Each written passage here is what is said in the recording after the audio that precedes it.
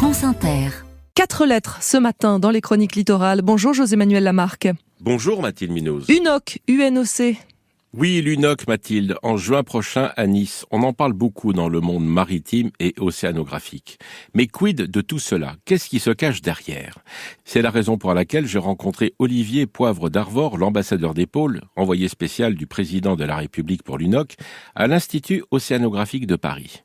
Olivier Poivre d'Arvor, l'UNOC, point d'interrogation. Vous savez, il y a 20 ans, on disait COP. Les gens ne savaient pas ce que c'est que la COP. Voilà, maintenant, ils savent ce que c'est qu'une COP. UNOC, ça veut dire United Nations Ocean Conference. Donc, c'est la conférence des Nations Unies sur l'océan. En 2025, cette grande conférence donc, qui rassemble tous les pays des Nations Unies, c'est-à-dire 196 pays, se tiendra en France, c'est la 3e seulement. Alors, pour vous donner une idée un peu de la considération qu'on a pour l'océan, alors cette même année, on sera la 30e COP, la COP climat, qui sera à Belém, au Brésil. Donc, la COP des océans, l'UNOC, qui sera, je pense, la plus grande conférence jamais organisée dans l'histoire du monde et de l'océan, donc, sur ce sujet primordial. 30 000 délégués du monde entier qui viendront, des États, des diplomates, des scientifiques, des personnalités qui travaillent dans le monde économique et de la finance, de la société civile, représentant des populations locales. Et puis, on espère à peu près 250 ministres, affaires étrangères et environnement, et peut-être pas loin d'une centaine de chefs d'État de gouvernement. Tous ces gens-là, ensemble, pendant près de 15 jours, travailler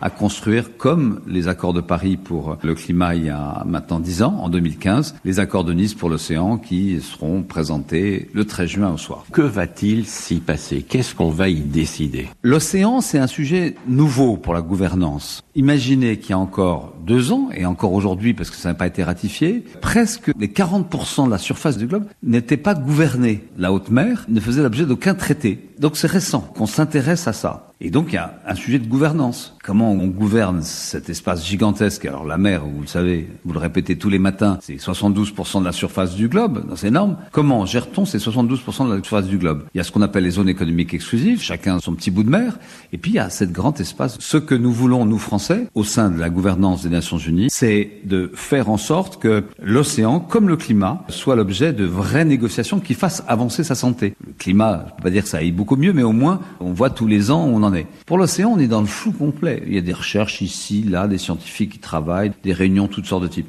Nous, on souhaite avoir cette réunion, là, celle qu'on va créer à Nice, un modèle de réunion qui sera contraignante, qui obligera les États à prendre des décisions sur la protection de l'océan, la pollution, la décarbonation, la protection des espèces, le développement d'outils scientifiques, enfin, toutes sortes de grandes décisions qui feront l'objet de livrables, d'obligations, et ce n'est pas des propos sympathiques sur la mer. Très bien, Olivier Poivre d'Arvor. Vous nous avez présenté l'UNOC. Maintenant, dites-nous, que craignez-vous? Écoutez, le contexte géopolitique est complexe. Les différents rendez-vous qui avaient lieu, des COP, pour le coup, la COP de Cali s'est terminée de manière non satisfaisante. C'est une COP qui a lieu tous les 2 ans sur la biodiversité. On a décidé de faire une nouvelle session dans quelques semaines. La COP sur le climat, à Bakou, c'est pas bien passé.